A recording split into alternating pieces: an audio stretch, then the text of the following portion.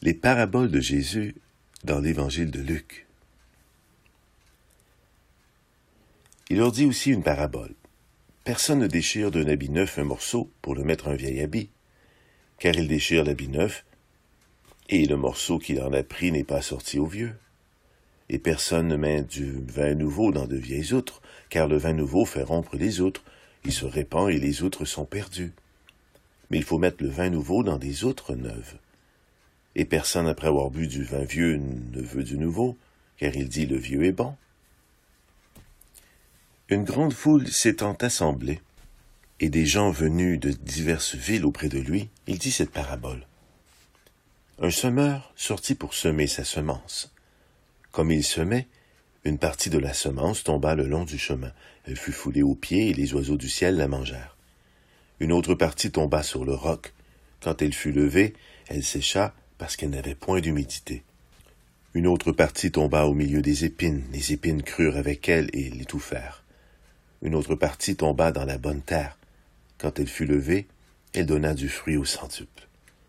Après avoir ainsi parlé, Jésus dit à haute voix, « Que celui qui a des oreilles pour entendre, entende. » Ses disciples lui demandèrent ce que signifiait cette parabole.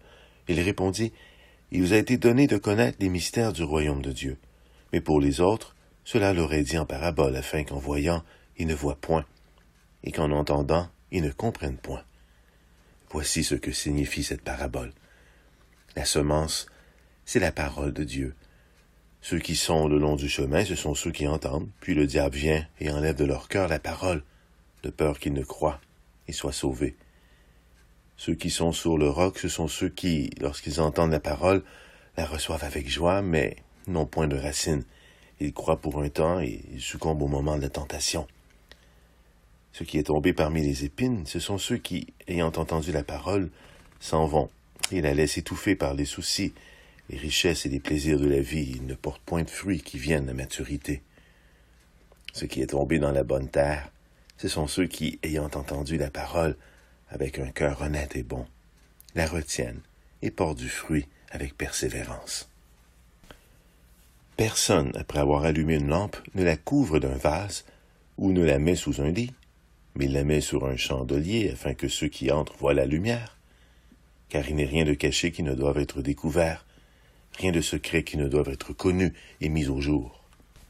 Prenez donc garde à la manière dont vous écoutez, car on donnera à celui qui a, mais celui qui n'a pas, on ôtera même ce qu'il croit avoir.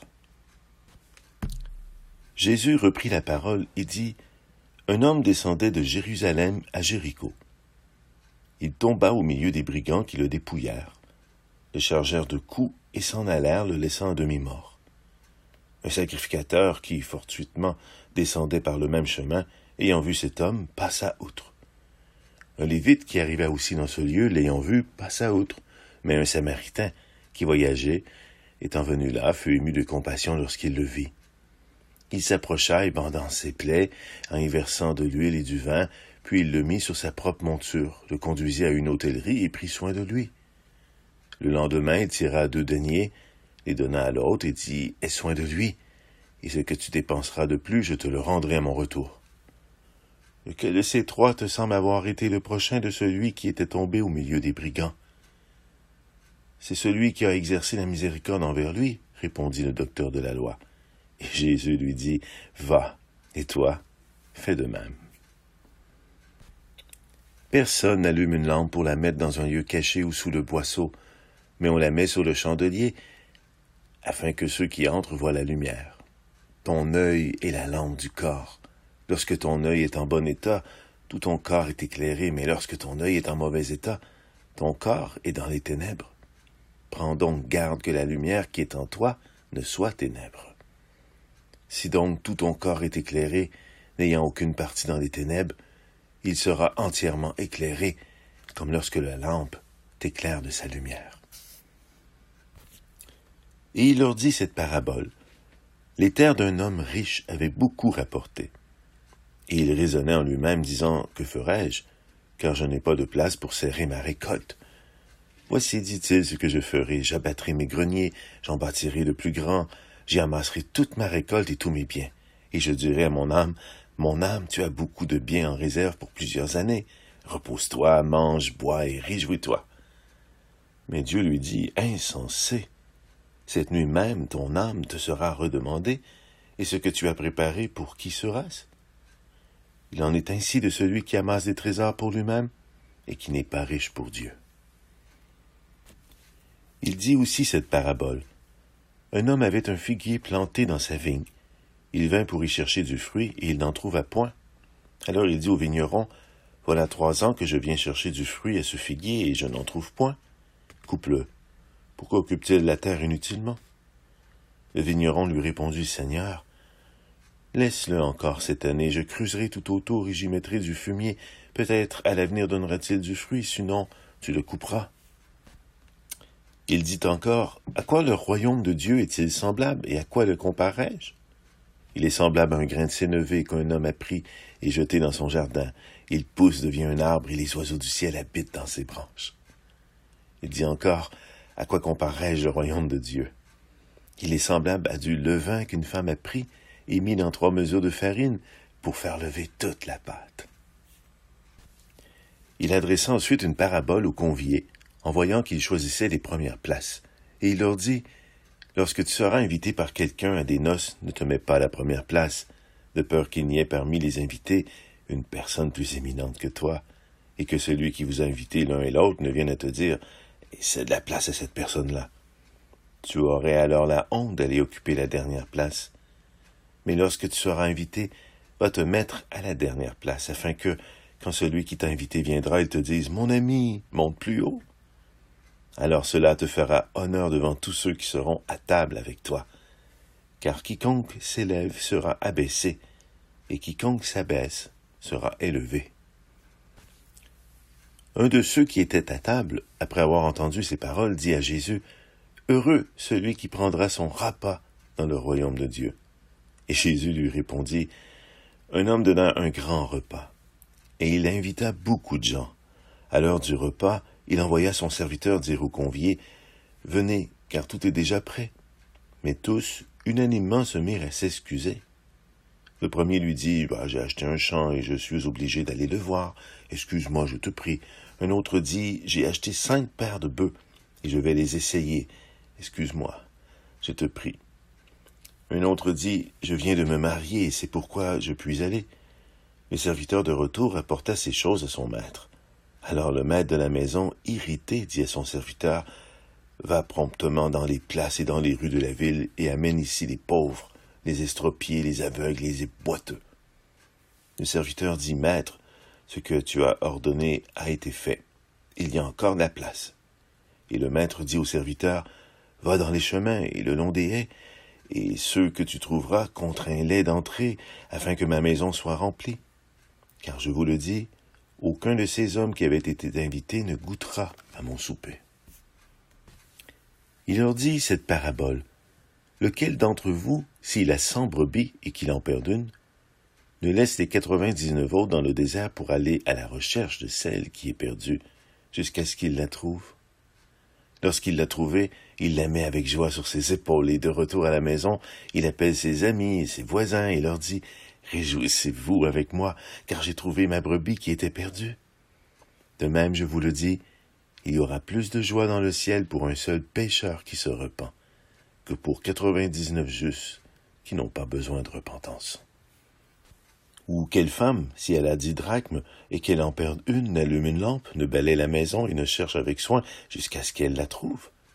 Lorsqu'elle l'a trouvée, elle appelle ses amis et ses voisines et dit, « Réjouissez-vous avec moi, car j'ai trouvé la drachme que j'avais perdue. » De même, je vous le dis, il y a de la joie devant les anges de Dieu pour un seul pécheur qui se repent. Il dit encore, un homme avait 2 fils. Le plus jeune dit à son père, « Mon père, donne-moi la part de bien qui doit me revenir. » Et le père leur partagea son bien. Peu de jours après, le plus jeune fils, ayant tout ramassé, partit pour un pays éloigné, où il dissipa son bien en vivant dans la débauche. Lorsqu'il eut tout dépensé, une grande famine survint dans ce pays, et il commença à se trouver dans le besoin. Il alla se mettre au service d'un des habitants du pays, qu'il l'envoya dans ses champs garder des pourceaux. Il aurait bien voulu se rassasier des carouges qui mangeaient des pourceaux, mais personne ne lui en donnait. Étant rentré en lui-même, il dit, « Combien d'ouvriers chez mon père ont du pain en abondance, et moi, ici, je meurs de faim? Je me leverai, j'irai vers mon père, et je lui dirai, Mon père, j'ai péché contre le ciel et contre toi. Je ne suis plus digne d'être appelé ton fils, traite-moi comme l'un de tes ouvriers. Et il se leva et alla vers son père. Comme il était encore loin, son père le vit et fut ému de compassion. Il courut se jeter à son cou et l'embrassa. Le fils lui dit, Mon père, j'ai péché contre le ciel et contre toi, je ne suis plus digne d'être appelé ton fils. Mais le père dit à ses serviteurs, Apportez vite la plus belle robe et revêtez-le. Mettez-lui un anneau au doigt et des souliers aux pieds. Amenez le veau gras et tuez-le. Mangeons et réjouissons-nous, car mon fils que voici était mort. Il est revenu à la vie, il était perdu, et il est retrouvé. Ils commencèrent à se réjouir. Or le fils aîné était dans les champs lorsque revint et approcha de la maison. Il entendit la musique et les danses. Il appela un de ses serviteurs et lui demandait ce que c'était. Ce serviteur lui dit, Ton frère est de retour et ton père a tué le veau gras parce qu'il l'a retrouvé en bonne santé. Il se mit en colère et ne voulut pas entrer. Son père sortit, le pria d'entrer, mais il répondit à son père, Voici, il y a tant d'années que je te sers, sans avoir jamais transgressé tes ordres, et jamais tu m'as donné un chevreau pour que je me réjouisse avec mes amis. Et quand ton fils est arrivé, celui qui a mangé ton bien avec des prostituées, c'est pour lui que tu as tué le veau gras. Mon enfant, lui dit le père, tu es toujours avec moi, et tout ce que j'ai est à toi. Mais il fallait bien s'égayer et se réjouir parce que ton frère que voici était mort, et qu'il est revenu à la vie, parce qu'il était perdu, et qu'il est retrouvé. Jésus dit aussi à ses disciples, Un homme riche avait un économe qui lui fut dénoncé comme dissipant ses biens. Il l'appela et lui dit, Qu'est-ce que j'entends dire de toi? Rends compte de ton administration, car tu ne pourras plus administrer mes biens. L'économe dit en lui-même, Que ferai-je, puisque mon maître m'ôte l'administration de ses biens? Travailler à la terre, je ne le puis. Mendier, j'en ai honte. Je sais ce que je ferai, pour qu'il y ait des gens qui me reçoivent dans leur maison quand je serai destitué de mon emploi. Et faisant venir chacun des débiteurs de son maître, il dit au premier, Combien dois-tu à mon maître? 100 mesures d'huile, répondit-il. Il lui dit, Prends ton billet, assis-toi vite et écris 50. Il dit ensuite à un autre, Et toi, combien dois-tu? 100 mesures de blé, répondit-il, et lui dit, Prends ton billet et écris 80. Le maître loua l'économe infidèle de ce qu'il avait agi ainsi, en homme avisé, car les enfants de ce siècle sont plus avisés à l'égard de leurs semblables que ne sont les enfants des Lumières. Il y avait un homme riche qui était vêtu de pourpre et de fin lin, et qui chaque jour menait joyeuse et brillante vie.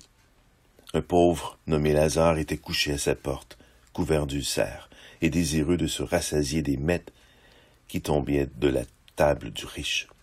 Et même les chiens venaient encore lécher ses ulcères. Le pauvre mourut, et il fut porté par les anges dans le sein d'Abraham. Le riche mourut aussi, et il fut enseveli. Dans le séjour des morts, il leva les yeux, et tandis qu'il était en proie au tournant, il vit de loin Abraham et Lazare dans son sein. Il s'écria, « Père Abraham, aie pitié de moi, et envoie Lazare pour qu'il trempe le bout de son doigt dans l'eau et me rafraîchisse la langue, car je souffre cruellement dans cette flamme. » Abraham répondit, « Mon enfant, souviens-toi que tu as reçu tes biens pendant ta vie, et que Lazare a eu les maux pendant la sienne. Maintenant il est ici, consolé, et toi, tu souffres.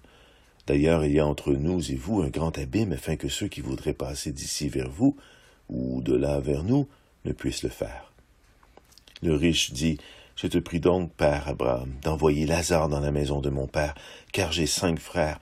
C'est pour qu'il leur atteste ces choses, afin qu'ils ne viennent pas aussi dans ce lieu de tourment. » Abraham répondit, « Ils ont Moïse et des prophètes, ils les écoutent. » Et il dit, « Non, père Abraham, mais si quelqu'un des morts vers eux, ils se repentiront. » Et Abraham lui dit, « S'ils n'écoutent pas Moïse et les prophètes, ils ne se laisseront pas persuader même si quelqu'un des morts ressuscitait. » Jésus leur adressa une parabole pour montrer qu'il faut toujours prier et ne point se relâcher. Il dit, il y avait dans une ville un juge qui ne craignait point Dieu et qui n'avait d'égard pour personne. Il y avait aussi dans cette ville une veuve qui venait lui dire, « Fais-moi justice de ma partie adverse. » Pendant longtemps il refusa. Mais ensuite il se dit en lui-même, quoique je ne craigne point Dieu et que je n'ai d'égard pour personne, néanmoins, parce que cette veuve m'importune, je lui ferai justice, afin qu'il ne vienne pas sans cesse me casser la tête. Le Seigneur ajouta, entendez ce que dit le juge unique, et Dieu ne fera-t-il pas justice à ses élus qui crient à lui jour et nuit, et tardera-t-il à leurs égards? Je vous le dis, il leur fera promptement justice. Mais quand le Fils de l'homme viendra, trouvera-t-il la foi sur la terre? Il dit encore cette parabole en vue de certaines personnes se persuadant qu'elles étaient justes et ne faisant aucun cas des autres. 2 hommes montèrent au temple pour prier. L'un était pharisien et l'autre publicain. Le pharisien, debout, priait ainsi en lui-même, « Ô Dieu, je te rends grâce de ce que je ne suis pas comme le reste des hommes, qui sont ravisseurs, injustes, adultères ou même comme ce publicain. Je jeûne 2 fois par semaine, je donne la dîme de tous mes revenus. » Le publicain, se tenant à distance, n'osait même pas lever les yeux au ciel, mais il se frappait la poitrine en disant, « Ô Dieu, sois apaisé envers moi, qui suis pécheur. » Je vous le dis, celui-ci descendit dans sa maison justifié plutôt que l'autre. Car quiconque s'élève sera abaissé, et celui qui s'abaisse sera élevé. Ils écoutaient ces choses, et Jésus ajouta une parabole, parce qu'il était près de Jérusalem et qu'on croyait qu'à l'instant le royaume de Dieu allait paraître. Il dit donc, un homme de haute naissance s'en alla dans un pays lointain pour se faire investir de l'autorité royale et revenir ensuite. Il appela 10 de ses serviteurs, leur donna 10 000 et leur dit, faites-les valoir jusqu'à ce que je revienne. Mais ses concitoyens le haïssaient et ils envoyèrent une ambassade auprès de lui pour dire, nous ne voulons pas que cet homme règne sur nous. Lorsqu'il fut de retour après avoir été investi de l'autorité royale, il fit appeler auprès de lui les serviteurs auxquels il avait donné l'argent, afin de connaître comment chacun l'avait fait valoir. Le premier vint, il dit, « Seigneur, ta mine a rapporté 10 000. » Il lui dit, « C'est bien, bon serviteur, parce que tu as été fidèle en peu de choses, reçois le gouvernement de 10 villes. » Le second vint et dit, « Seigneur, ta mine a produit 5 000. » Il lui dit, « Toi aussi, sois établi sur 5 villes. » Un autre vint et dit, « Seigneur, voici ta mine, mais que j'ai gardée dans un linge, car j'avais peur de toi, parce que tu es un homme sévère. Tu prends ce que tu n'as pas déposé et tu moissonnes ce que tu n'as pas semé. » Il lui dit, « Je te juge sur tes paroles, méchant serviteur. Tu savais que je suis un homme sévère, prenant ce que je n'ai pas déposé et moissonnant ce que je n'ai pas semé. Pourquoi donc n'as-tu pas mis mon argent dans une banque, afin qu'à mon retour je la retire avec un intérêt? » Puis il dit à ceux qui étaient là, « ôtez-lui la mine, et donnez-la à celui qui a les 10 000. » Ils lui dirent, « Seigneur, il a 10 000. » Je vous le dis, on donnera à celui qui a, mais à celui qui n'a pas, on ôtera même ce qu'il a. Au reste, amenez ici mes ennemis qui n'ont pas voulu que je règne sur eux, et tuez-les en ma présence. » Il se mit ensuite à dire au peuple cette parabole. Un homme planta une vigne, la ferma à des vignerons et quitta pour longtemps le pays. Au temps de la récolte, il envoya un serviteur vers les vignerons pour qu'il lui donne une part du produit de la vigne. Les vignerons le battirent et le renvoyèrent à vide. Il envoya encore un autre serviteur, ils le battirent, l'outragèrent et le renvoyèrent à vide. Il en envoya encore un troisième. Ils le blessèrent et le chassèrent. Le maître de la vigne dit, « Que ferai-je? J'enverrai mon fils bien-aimé, peut-être auront-ils pour lui du respect. » Mais quand les vignerons le virent, ils raisonnèrent entre eux et dirent, « Voici l'héritier, tuons-le, afin que l'héritage soit à nous. » Et ils le jetèrent hors de la vigne et le tuèrent. Maintenant, que leur fera le maître de la vigne? Il viendra, fera périr ses vignerons, et il donnera la vigne à d'autres.